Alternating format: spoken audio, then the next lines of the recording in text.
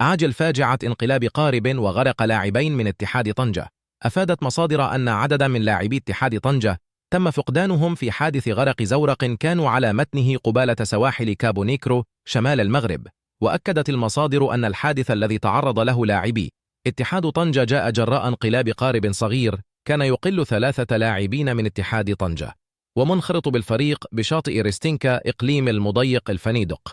وأشارت المعطيات المتوفرة إلى حدود اللحظة أنه تم إنقاذ لاعب ومنخرط، بينما ما زال البحث متواصلا لإنقاذ لاعبين. وتم إنقاذ واحد هو عبد الحميد معالي واحد منهرط لم يعرف اسمه، والآخرين سلمان الحراق وعبد اللطيف أخريف في عداد المفقودين لحد الآن.